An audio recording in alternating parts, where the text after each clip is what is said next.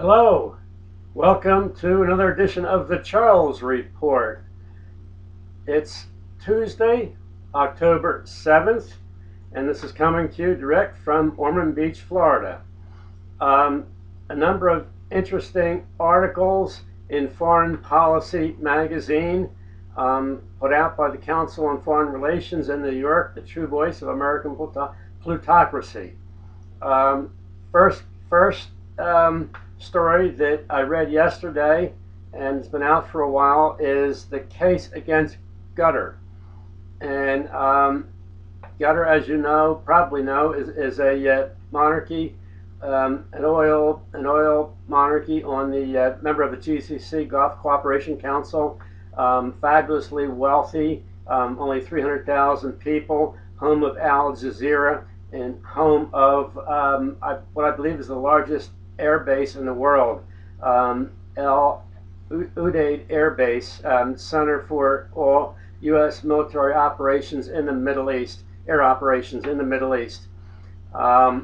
It's an interesting study in what the plutocracy wants us to think in regard to this ongoing catastrophe that they have created in the Middle East, that began with Bush, continued with Clinton, Bush 43, and right on into the present moment with this murderous pack of psychopathic mercenaries, who in fact were trained and supported by the U.S., using countries like Qatar, that are host to the world's largest Air Force base, to serve as middlemen in this operation. All the weapons that ISIS got through these operations were American-made weapons, and the training, as I understand it, took place in Jordan. And now that it's obvious that the dots have been connected, people like Biden, trusted true servants of U.S. plutocracy and the ruling class, he wouldn't be where he is if he were the most, as foreign policy says, Joe Biden is the only honest man left in Washington, because he's creating this interesting smokescreen about Qatar being responsible for ISIS. Well, that's really interesting. I mean, when things really go south, as they are right now, with this monster that U.S. imperialism has created for itself and for the world, it's always useful to shift responsibility onto the blame of a country like Qatar that unfortunately made the mistake of being part and parcel of this whole operation. And I think that eventually the truth will be known. All the Gulf oil monarchies have been supporting Islamic terror to some extent. I think that if any country is guilty of this, it's the Saudi, it's the House of Al Saud, the Al Saud dynasty in Arabia, more so than anyone else. And this is a fact that has been well established, going back to the earliest use of Islamic terror in the revolution actually the counter-revolution in Indonesia, that resulted in the massacre of over 1 million Indonesians who were registered communist voters and supporters of the Communist Party, back in the 60s. And interestingly enough, while Obama's mother, Ann Dunham, reputed to be a deep-cover CIA operative associated with this matter in some way, shape, or form, spent her time back and forth between Thailand and Indonesia.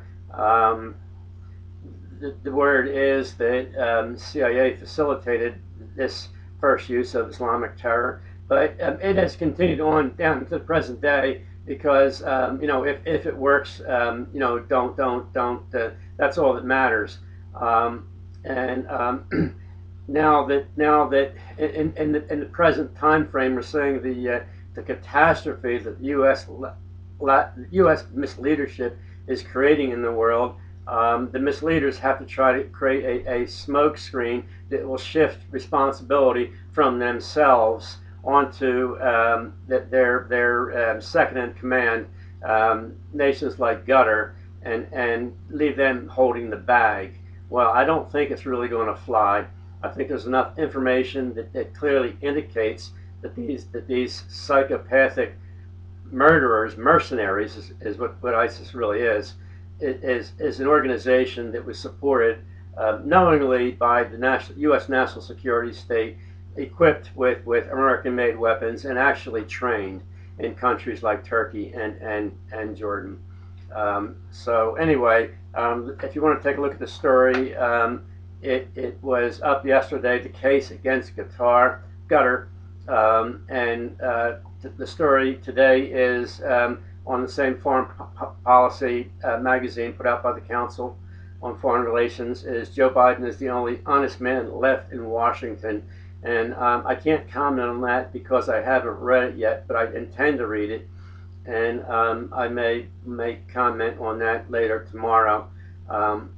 Anyway, sticking with this, the crisis in the Middle East, it's interesting because it shows you the horrendous misuse of resources that the power structure, the governing power structure that's bought and paid for by America's ruling class, which is owners and controllers of basically finance capital.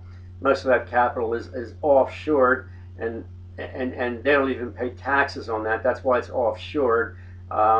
We've seen increased financialization of the U.S. economy in the last 20 years, meaning that it's more profitable for these entrepreneurs to close down factories here in America, move them to China, Taiwan, Mexico, anywhere else, and actually, in a lot of cases, get out of the business of manufacturing altogether and just keep their money in paper and manipulation of markets and financial paper assets that they can get a larger return on than just actually producing goods here in the U.S. for export. Of course, that's why the U.S. economy has changed over the last 20, 30 years.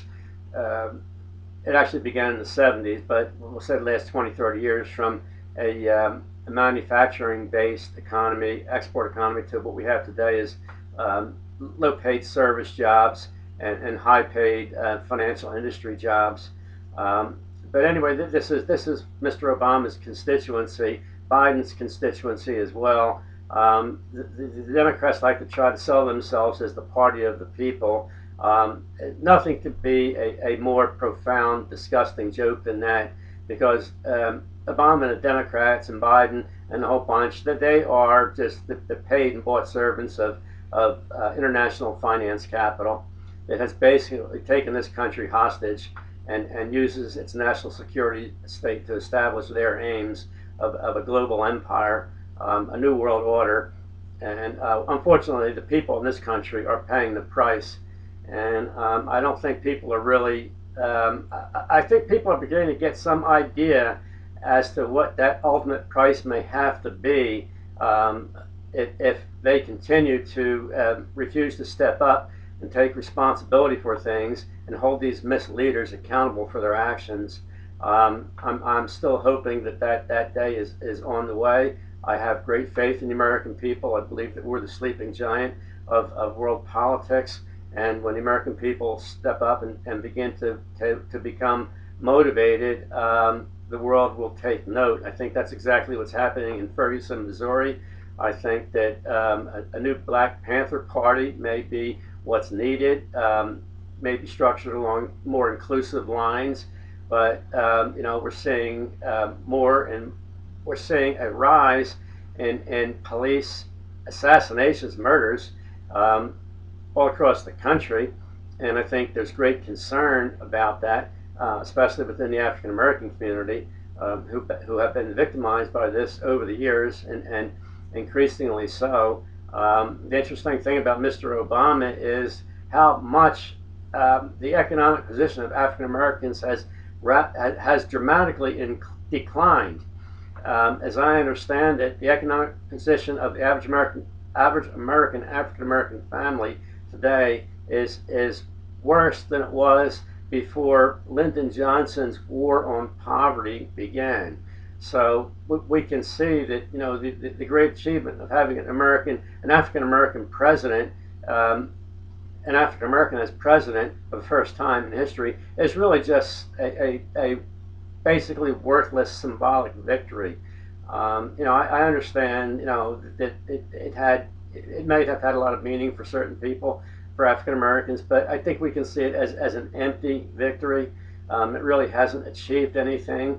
If the overall economic position of the African American family is worse today than it was before Lyndon Johnson and his war on poverty, that put into place all the progressive programs that Medicare, Medicaid, that were left over from the New Deal. But of course, the Democratic Party is not the party of Roosevelt. It isn't even the party of JFK. It's strictly the party of Wall Street. And I think that that's part and parcel. That's specifically why I'm supporting the election boycott. And this is the national election boycott is a positive statement that we'll make by refusing to vote in any and all upcoming federal elections until the present political setup is done away with, and private money, corporate money, is taken out of the funding of political campaigns, and these campaigns can be financed with public support, so that every candidate has an equal opportunity to present their case to the public. And that's basically the way it is in most civilized countries, most European countries, Germany, for instance. And an interesting thing in the note, piece of news and worth noting is that Germany is experiencing a major downturn in its economy right now, 4% decline in GDP. I think that this is precisely what the U.S. power structure wanted, with its carefully engineered situation, junta in the Ukraine, and getting the EU to buy into, forcing the EU to accept these sanctions that were rammed down its throat, basically destroy European economy, seriously reduce the EU economies. Unfortunately, these misleaders in Europe will have to pay the price eventually, as people take to the streets to fight back against the draconian measures that they inevitably will result from the downturn in the economy. We've seen it in Greece, we've seen it in Spain, Italy to some extent, and there is a crisis in Europe. There's a crisis in the world, and that crisis is about the global crisis of capitalism, which can be described as the crisis of American misleadership in the world today. As the world's largest economy, the United States is the center of world capitalism, unless you consider the EU as a single nation, which most people don't. The EU economy is larger, significantly, 17% larger than the U.S. economy, but of course it's not a single integrated economy. It's something that I think is well, that might have been a grand ambition at one time amongst the bankers and financiers, but I don't think that has been realized, and we don't know if that ever will be the case. But the U.S. is still the center of world capitalism, and the crisis of leadership, misleadership in this country, is what's responsible for the global crisis. And we have a responsibility to step up and accept responsibility, and really assert ourselves as workers, as the working class, as the sleeping giant of world politics. And I have nothing but faith for the future that the American people are in the process of doing that. And I support the brave protesters in Ferguson, and I'm amazed at what's happening there and the fight back that is ensuing. And I know that we're going to be successful in this. So thank you very much for your time, and I hope you all have a wonderful day. Bye-bye.